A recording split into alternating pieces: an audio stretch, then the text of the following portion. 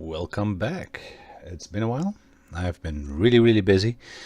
One of the things I've been busy with is actually flying X-plane, but work has taken its toll on me.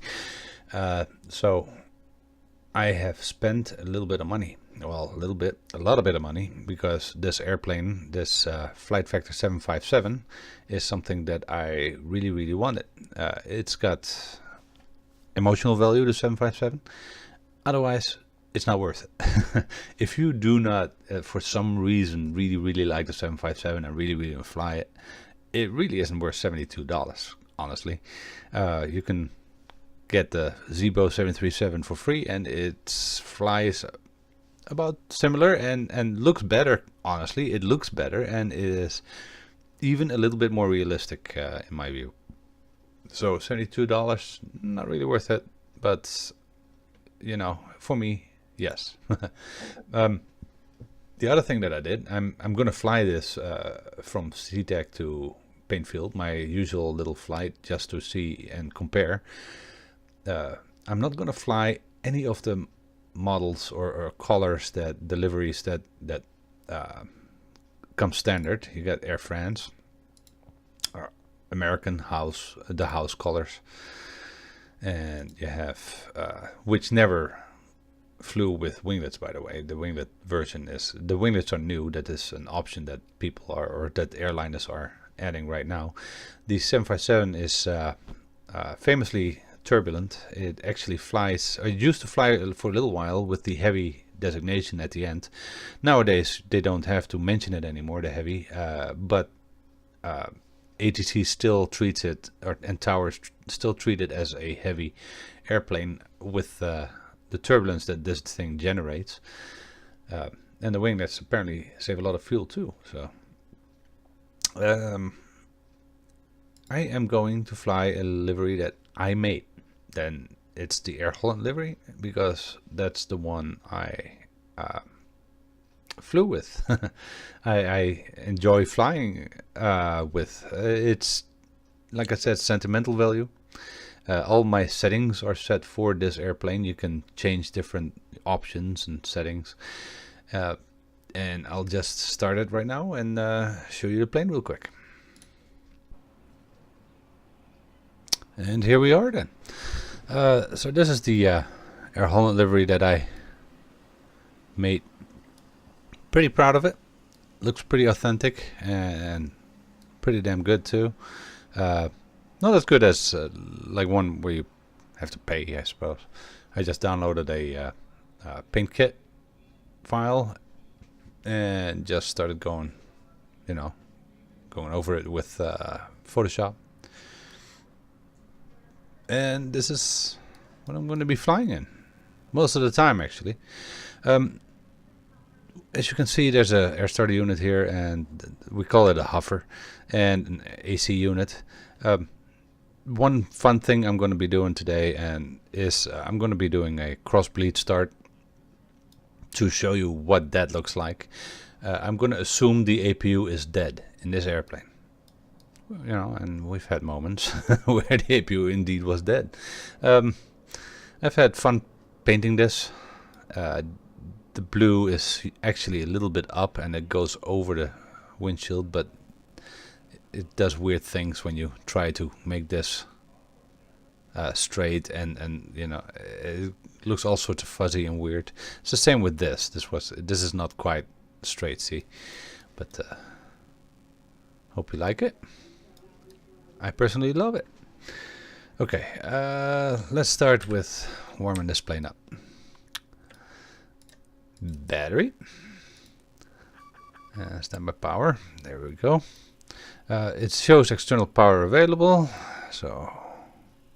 But if I do that, nothing happens.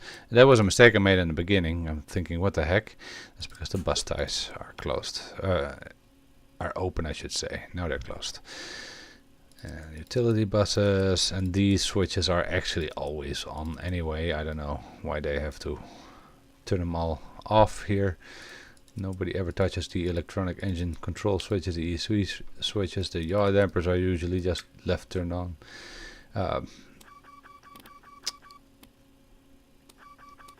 That's a very annoying sound, and that sound is not heard if you are on the ground with engines off. So that's one of the little issues I have with this 757. Limiters are not ever turned off. I can turn on the window heat. And well, the fuel pumps are not really necessary. As you can see, it always starts up with 101.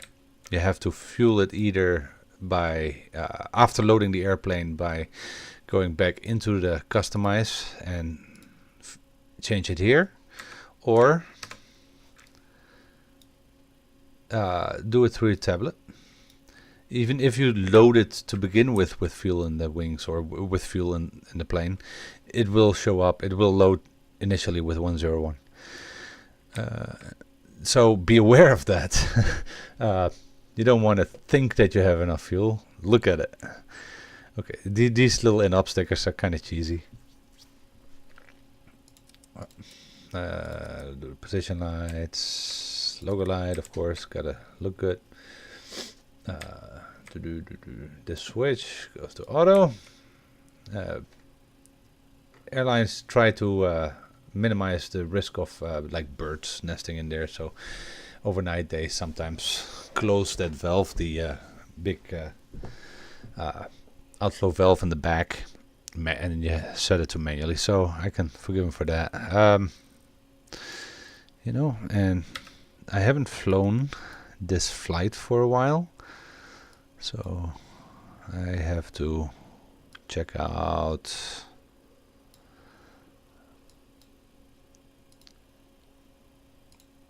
.604. It's crazy, isn't it?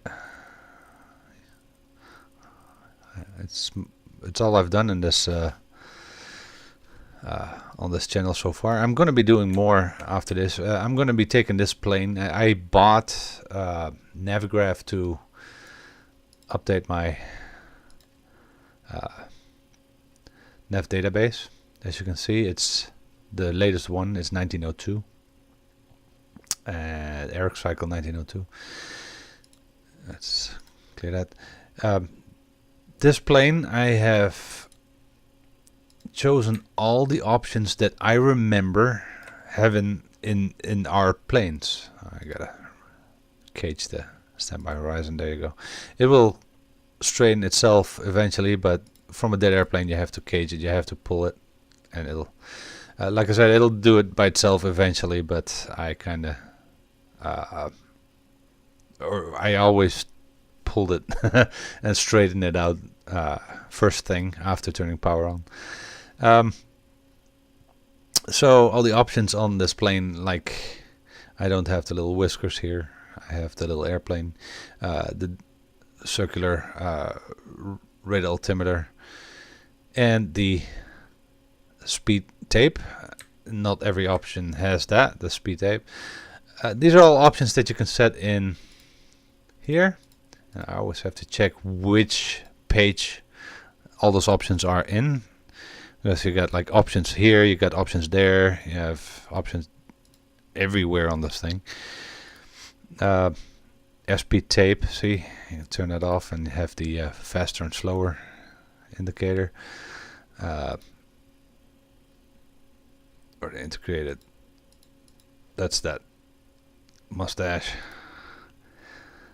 But this is what I remember, and I hope I remember it correctly. I know memories are flawed, but I'm flying this the way I know it used to be flown. I remember it used to be flown at least. I was going over these switches, was I?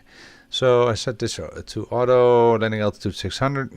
This is just to go in alternate equipment cooling. It just changes some valves around and different fans. It just stays off if there's no other issues. Issues may arise, actually. I have had problems, and then you call maintenance and they'll fix it within a second. I wish I worked that way, but I don't. Actually, maybe not. I mean, if maintenance does work that way, I wouldn't have a job, I think. Okay, so I will need that on. And that's the reason we have pressure, is because I got the air starter hooked up. So that's why we have pressure. That also means I can turn on my packs and put these to auto. In the off position, you can manually move the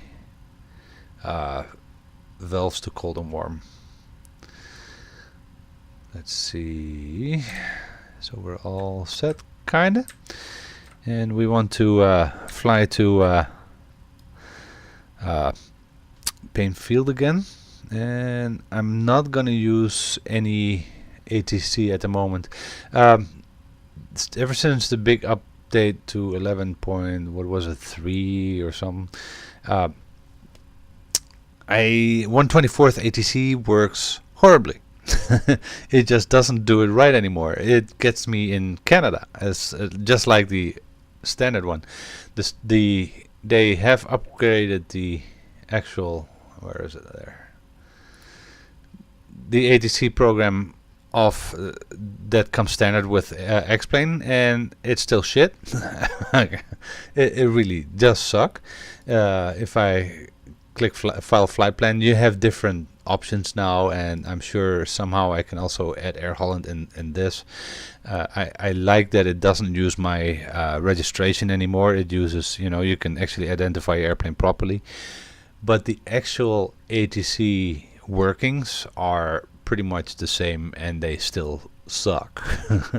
So I'm not going to use ATC for this flight. I'm just going to fly it there, and let's see, we'll go for 9,000.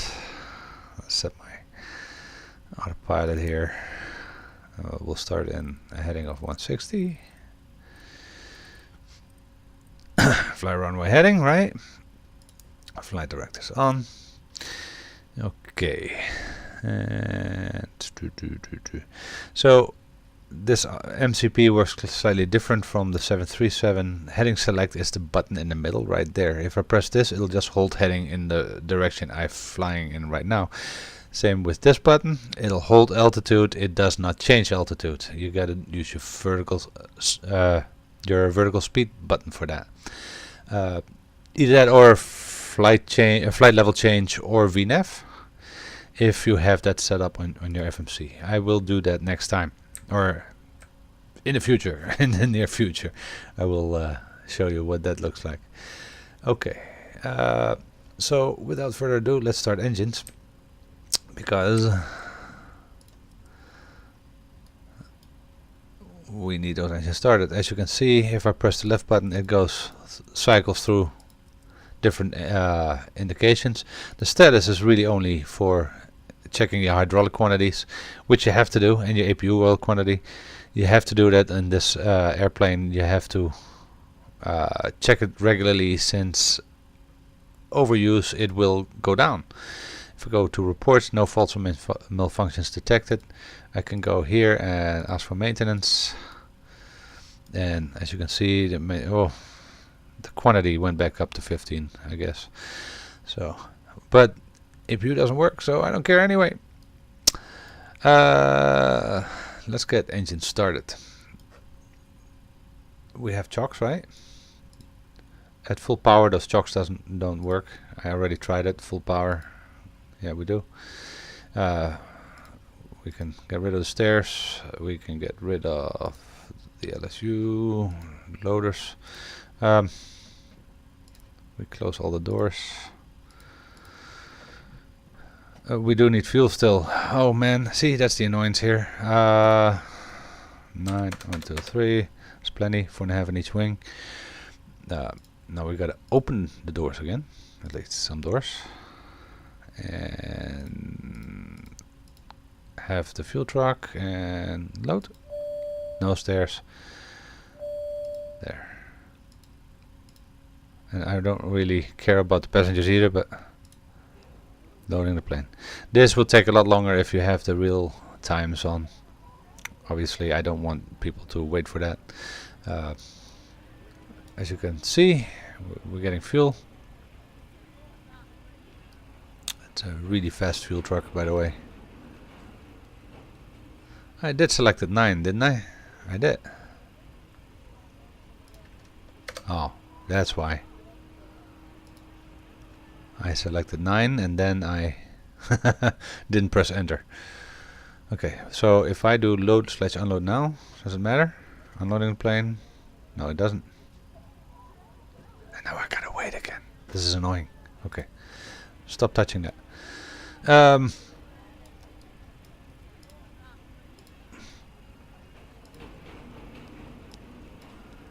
You really want to see me do this?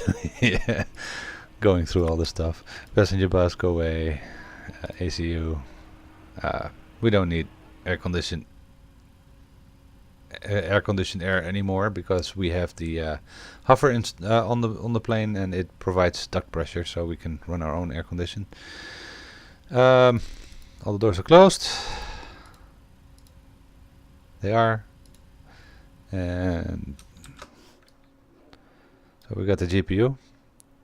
We can go. Oh. What the heck? I thought all the doors were closed. It opened that door. Ladies and gentlemen, I paid for this. Oh, that was my own mistake, I guess. I pressed it there. And I don't need the stairs. The other day, by the way, I managed to park my plane on the wrong spot. I managed to park it there with all the ground equipment around it. And I decided I didn't want it there, so I moved it over here. And the plane moved. All the equipment was still sitting over there. So I was selecting all the equipment, and it just popped up and away over there. It was kind of weird. Okay. Engine start. Anti-collision light. Might as well. Shall we call the tow truck? Yes. And I do have better pushback, so might as well set that up too.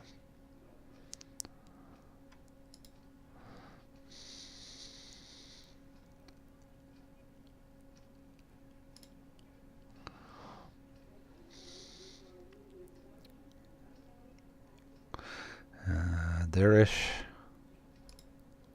Beautiful. All right, Captain, got the directions. Let me know through the menu when you're ready. Okay, so parking brake is set. So we can call him. I like to do that. I'd like to have him. Great news, Captain. Your tow's coming. Great news. Yeah. Is the FMC aligned? Yes, it is. GPS, by the way, we did not have. But you know what? Screw that. I want GPS on this because it's much easier to just find the location in the FMC than having to always go thumb through Jefferson charts and everything, which I have. I mean, I can do that, but I actually have a separate computer set up, little laptop, cheap little laptop with all the Jefferson and everything. It's one that my daughter didn't need anymore. I didn't actually go buy one for this. But you know, I mean, I doubt actually it makes a difference. I bet you I can put any position here, whatever I want, and it will still within. All right, looks like the doors and hatches are closed, and we're ready to connect. Within the software, know where I am. So, but oh well. Maybe I'll try that one time. So he's hooking up. We want him to hook up because we want to be ready for that. Let me turn on the pumps. And we want to start the right engine. And we want this an engine start or engine indication. These are your secondary engine indications and are not very important. They're only important for certain moments, whenever you exceed something or whenever you start engines, for instance, and you want to keep an eye on things. Captain. That's Nose when this is bypass important. pins inserted. Go and kill the parking brake when you're ready to go. Shut up. Dark cockpit is what the philosophy is of Boeing. Show as little as possible with, you know, you only show the minimum necessary to fly the plane. And this is pretty much what it is. Top shows engine indications only. These messages should all be gone, and then the bottom should be blank. But for engine start, we'll switch to that. So we have pressure. We have it going to the right side. We'll start the right engine. We have N3. The triple spool engines, the Rolls Royces. Beautiful engines. I love the Rolls Royce.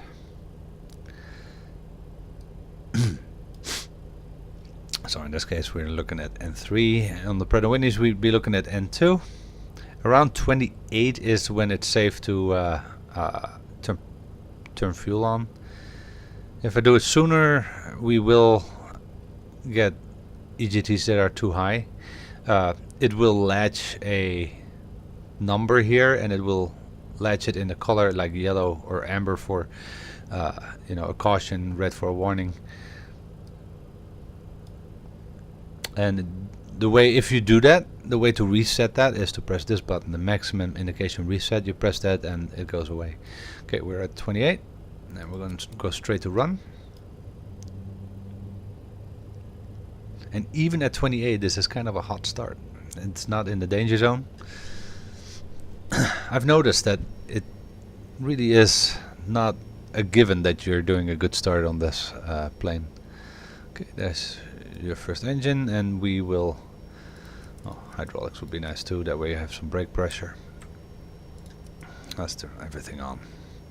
Right engine is in control right now, so I can turn this off. Right now the right engine through the bus ties automatically feeds the left buses as well. That's what the bus tie breakers are for. They automatically switch power wherever it's needed, and depending on what kind of situation you're in.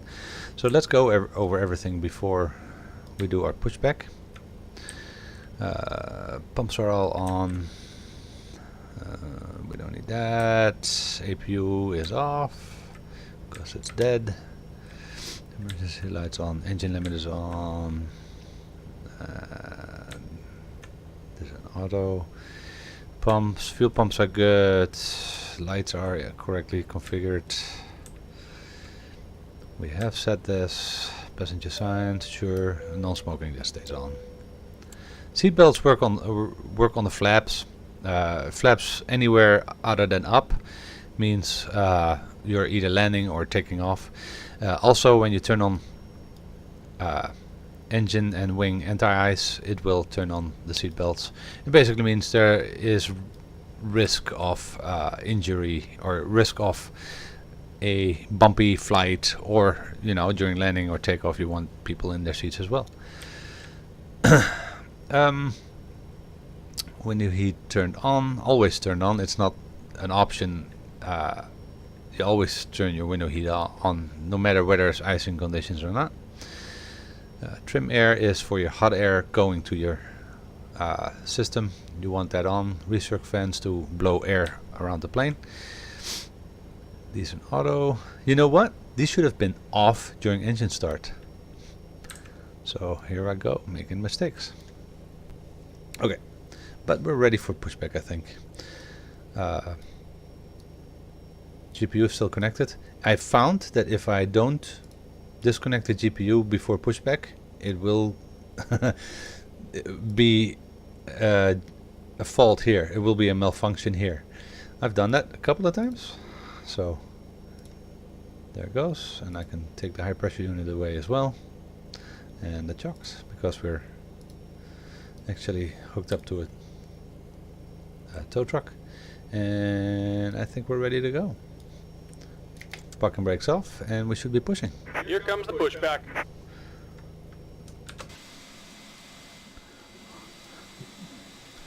The smoke out of this thing is kind of ridiculous. I mean, I don't remember it smoking that much. Will he go through me? No, he'll just go behind me, as if nothing's wrong. Call the Mythbusters. They famously tried to blow cars away with airplanes, which was fantastic. We do not start number one until we're stopped, because in real life we would increase the engine throttles on the right engine only in order to have the amount of flow and pressure that we need to make engine number one start. The APU is a powerhouse when it comes to bleed air pressure, which is its main purpose really. Well, that and I suppose the generator as well. And ETOPS specifically, it needs the generator to have an extra power source in case one of the engines fails, or even both, which happened in a 767 and an Airbus once. Fortunately, only once on each.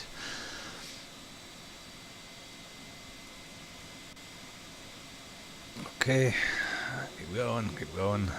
Longest pushback ever. And I think we're going all the way here too, so I should have just made it shorter.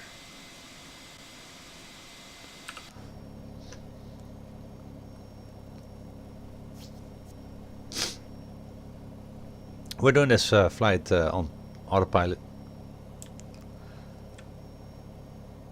I've been doing a lot of manual, just proper landings, I suppose. Normal landings.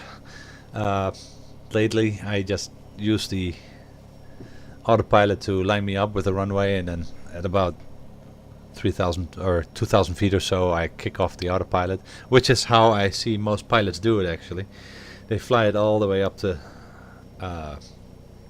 capture of the localizer and glide slope, and then they take over to make. Just about done here. Go ahead and set your parking brake. All right, parking brake set.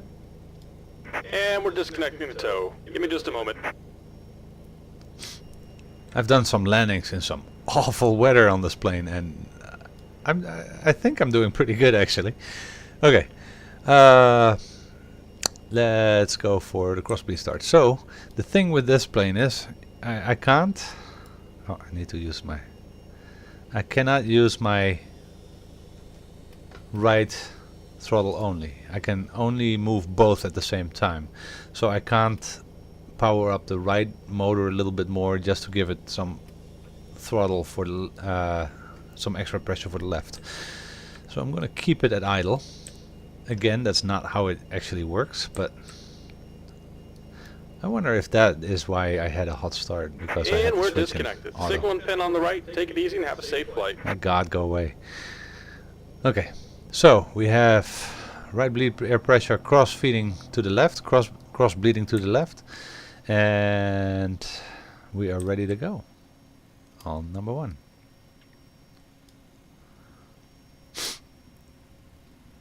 So the starter valve light is here, right there.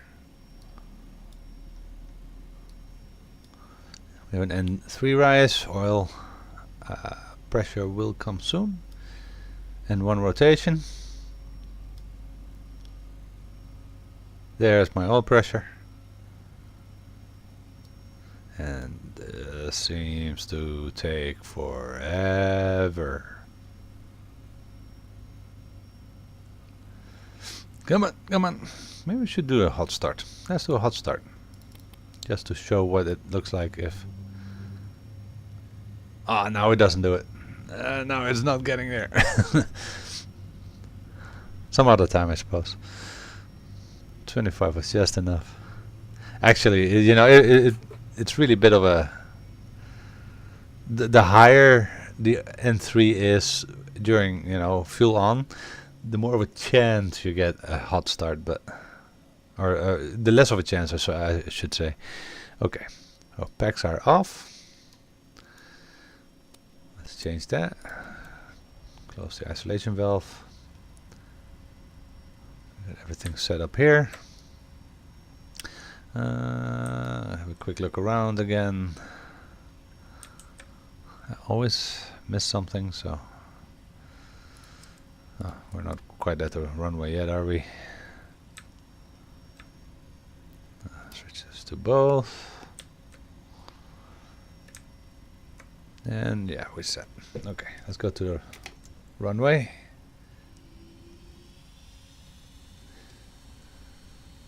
I changed an axis to on my throttle to use for my nose wheel steering. It's a little more realistic for me because you don't usually steer the plane on the ground with using the rudders. You use it. You use this here steering tiller to do it. So it's just as awkward, I think, this little thumb thing as that tiller.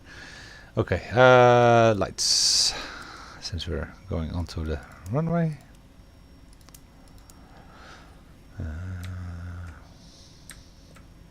Okay, we're set there, we're set there.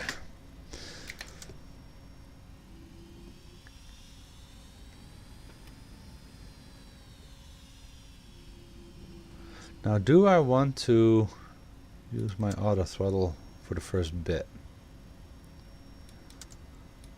Why not?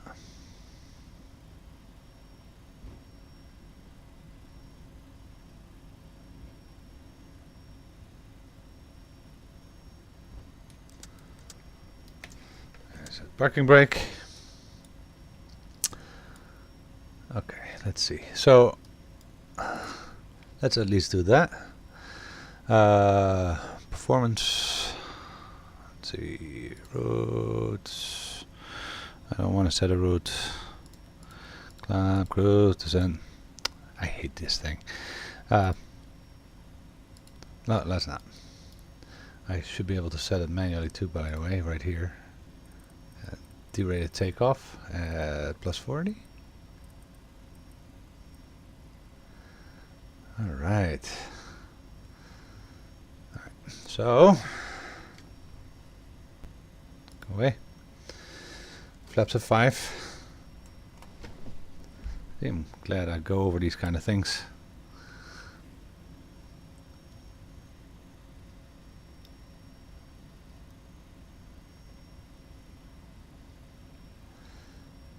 Come on, come on, come on, come on. I'm waiting for that gauge there to go to 5.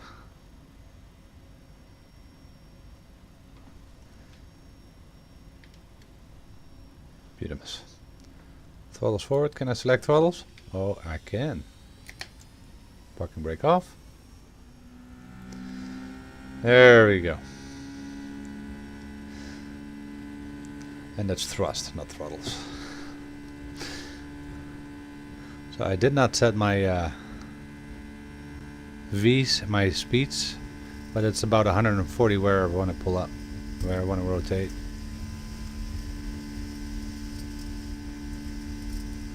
It's a V1, and that's about rotate right there. Don't think.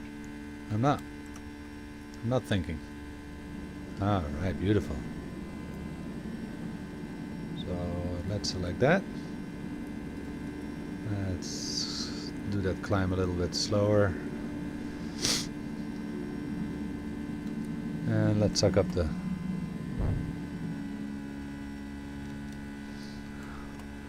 Alright. So, of course, without any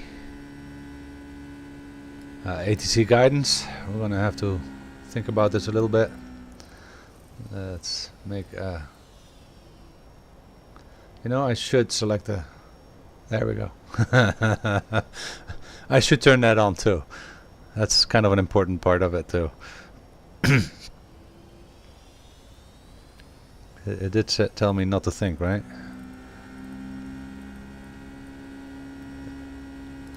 Let's make a left turn to 90.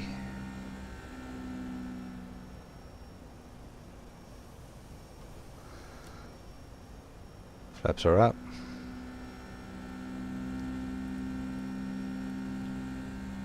Increase that climb a little bit.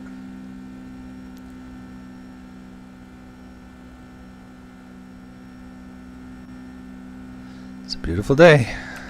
It's as beautiful as I want to make it. Alright, there we are. So we're going to be keeping an eye on this a little bit. I guess 90 isn't quite east on when it comes to magnetic. I'll go for 71. I think that's what it usually asked me.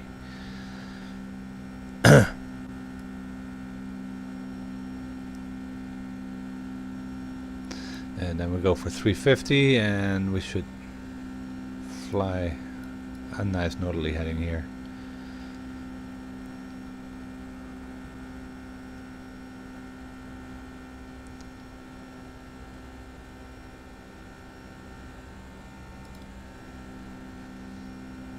That sound, nothing quite like it, those old RB211s. Of course nowadays they tend to make planes as quiet as possible, which is a good thing, don't get me wrong. I still miss that sound. That roar of those RB211s. Fantastic. Alright, so let's go over everything real quick again. Leave those switches on because we're going to stay on the 10,000 anyway. Yeah, we're all set up. Let's look at this plane here. Look at the smoke. Crazy. Should have made it white or whiter, that way it's more like contrails. Chemtrails. Sorry, chemtrail. No. I'm sorry. The chemtrail conspiracy, I'm sorry, but you're idiots. Anyway. Let's look at this beautiful livery here. Isn't it gorgeous? The colors, especially in the early morning sun, nothing quite like it. That beautiful orange. Okay. We're leveling off at 9, but quite honestly, let's head back to 6. Oh, we gotta go down.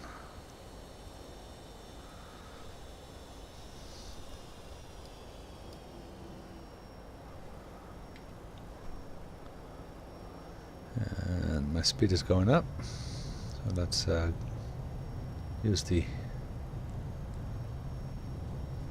speed brakes. I'm trying to do the same flight that I usually do. ATC usually does this to me, where it tells me to go to 9, and then which I asked it to begin with. So, and I go right back down to 6. I'm going to try to copy that. I need a little bit more of a left turn, don't I?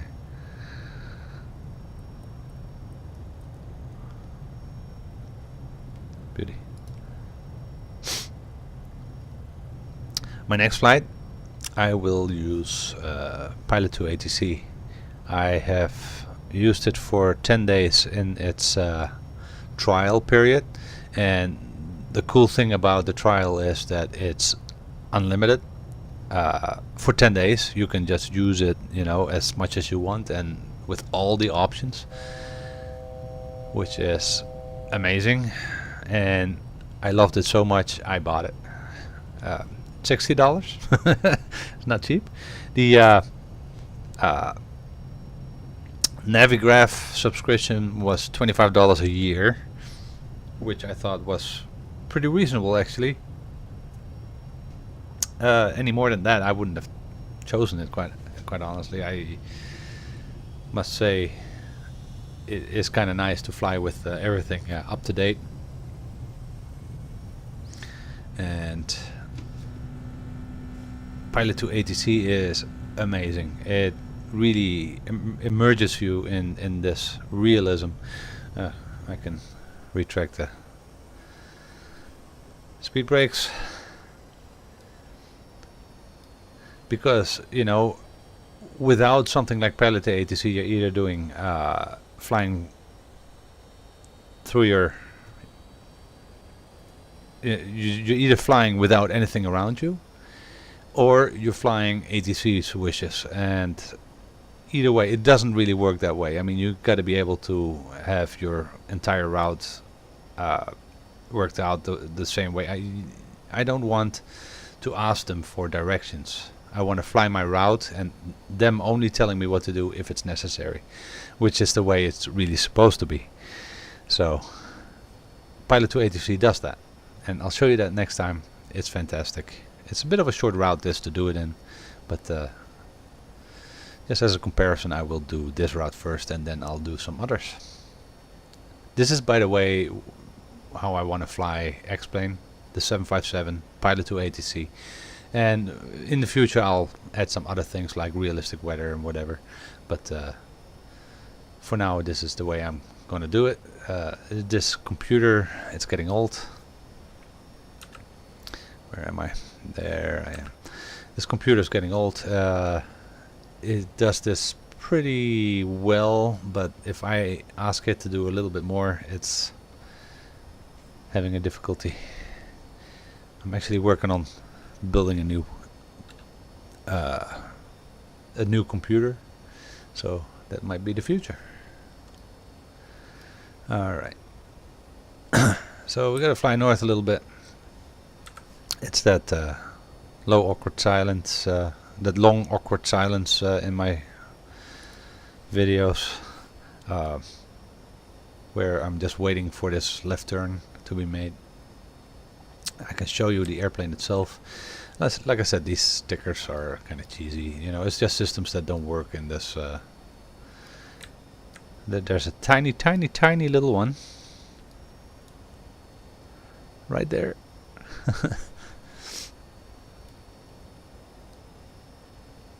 But the artifacts and the panels, even if I turn all my qualities up, you will still see the same artifacts, by the way. The flight deck is not much better if I turn everything up to max.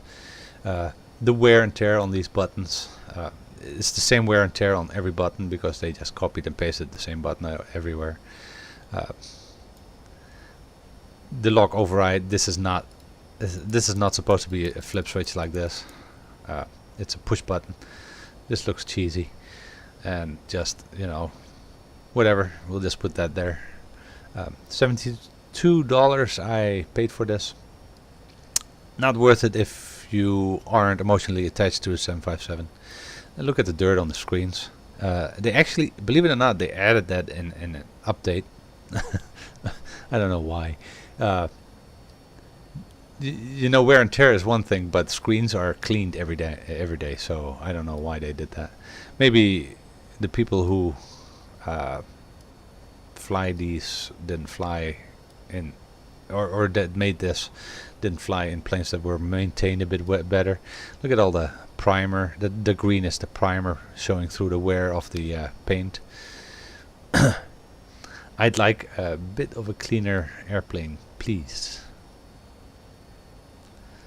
I know these airplanes are old, unfortunately not built anymore, but come on. Okay, where are we?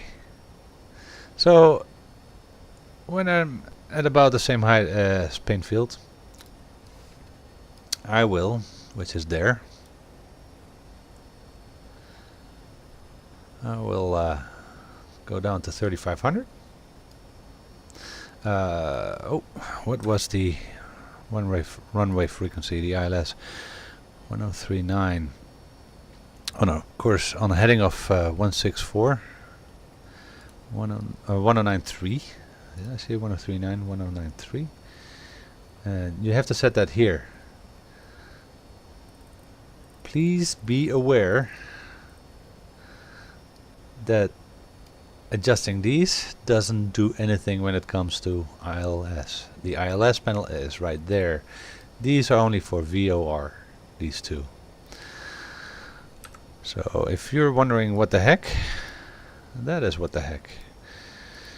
Okay, let's head on down to 3,000. The other negative. And we'll go down in speed.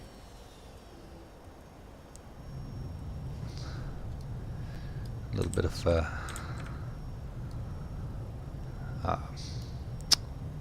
spoilers, speed brakes.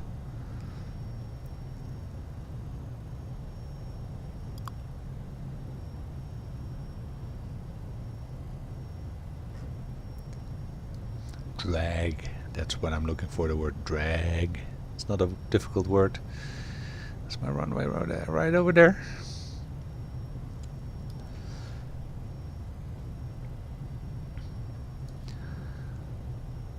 And I can't for the life of me think of anything else to say about this plane. It's a egg timer. Look, doesn't actually do anything. I think it actually moves to 0, but it doesn't actually ring a bell.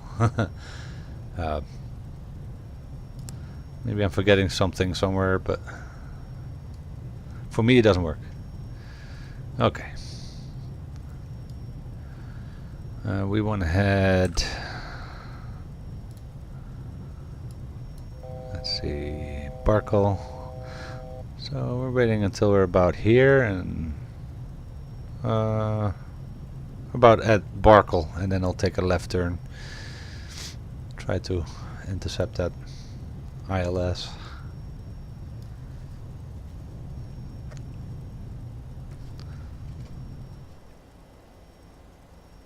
There we go. The speed tape shows me all the stall speeds and overspeeds and everything. So I'm gonna try to keep it again, the speed into flaps 1. All flaps 1 does is leading edges, and the needle will hang in the middle until leading edges are fully extended, and then plop into 1. There it goes. It should do the same from 5 to 15, but it doesn't in this.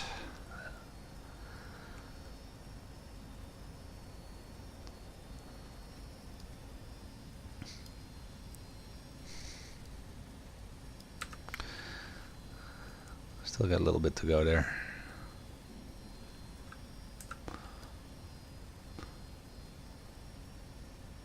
It's not quite, I don't have this done quite enough for me to do it visually. This would be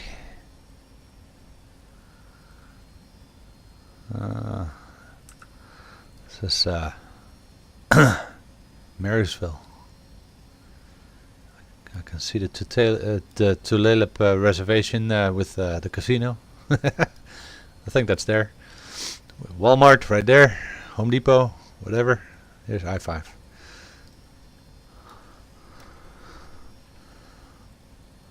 Alright.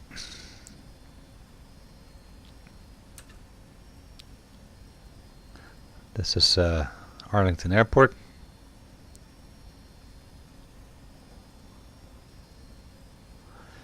So, oh, it's centered on the, okay. Alright, I'm going to do a slow left turn here. So, the actual indication that I'm in heading select, and 270 is not enough, I know that, but the actual heading select is shown here. If you're wondering why there's no lights on here anywhere, it shows it here on the ADI. That is your autopilot mode indication.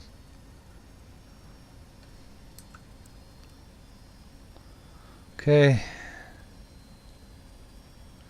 Wait a little bit. Right around Barkle we'll start our left turn. 190-ish, and then I'll arm my autopilot. That's flaps to 5.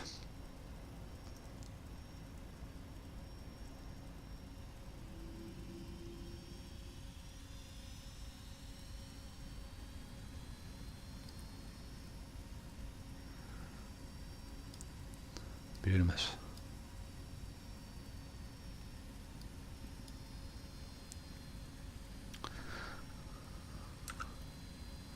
Okay, here we go. Let's set in a we hit approach.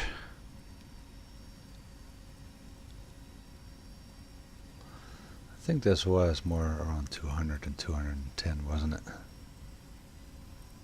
I don't want to come in too.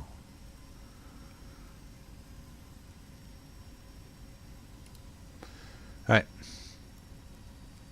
So we got to capture our localizer before we capture the glide slope, otherwise it won't work. And I think this might just be the right way to go. It's all becoming active. It sees it all. This is a representation of the runway, by the way. That little table right there.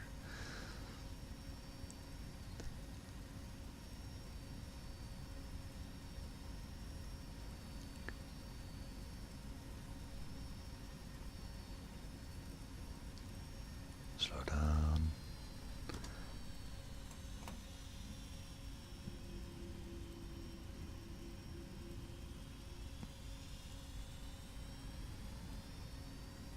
Localizer capture. There we go.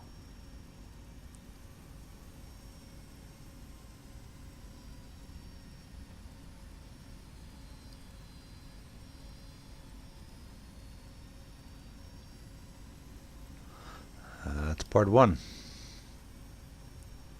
of our outer land.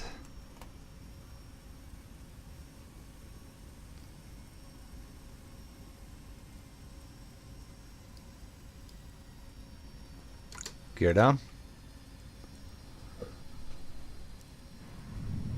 If I go any more down with the flaps and I don't have the gear down, I'll get a gear warning,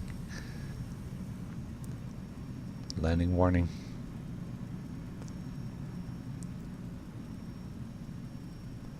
Now we're waiting for the glide slope to become active. Alright, there it comes. Landing speed for a 757 is around 140.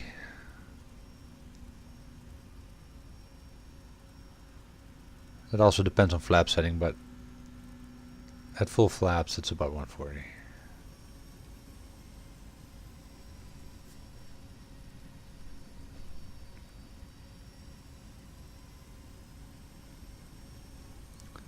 Flaps to full, glide slope capture.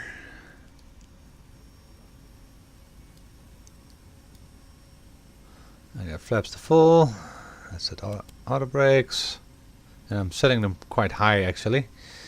And now I'm selecting left and right, so I have auto land 3, and that will pop up at about 1500.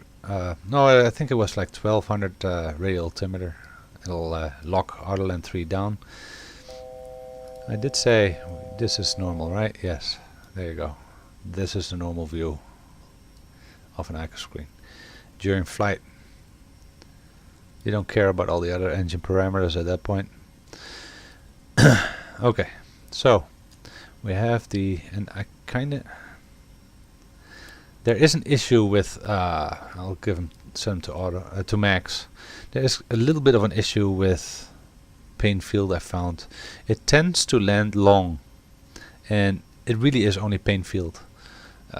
I thought this was an issue that I find a lot of people have, but it's not. It's only Paine Field that I have that issue with, is this long landing. It tends to throttle up a little bit just before touchdown. You will see. And it'll land at about halfway down the runway, so I'm gonna need all the braking I can get.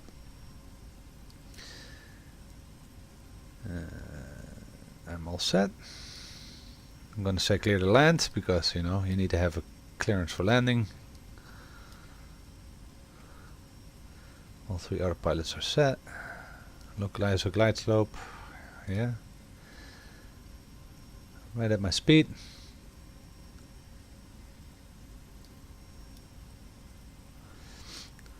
I remember about 137 usually it's said. I'll keep it at 140.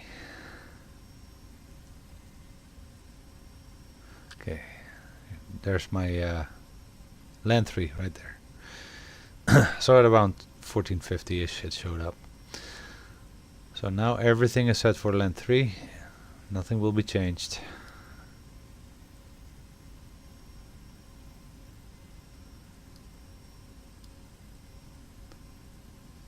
Usually I get a terrain warning here because it does slope up a little bit. 1000. I'm not getting it. Terrain. Oh, there it is.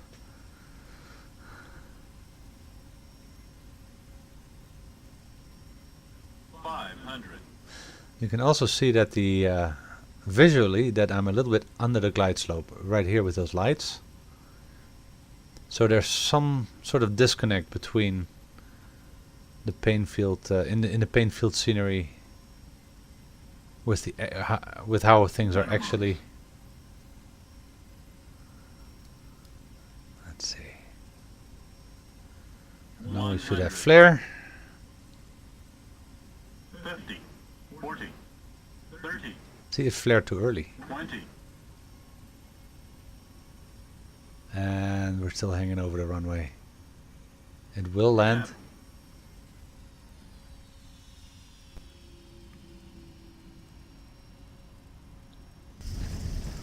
Very late and full thrust reverses. Crazy late. When I do this landing, usually I tend to kick out the auto throttle and just force it down.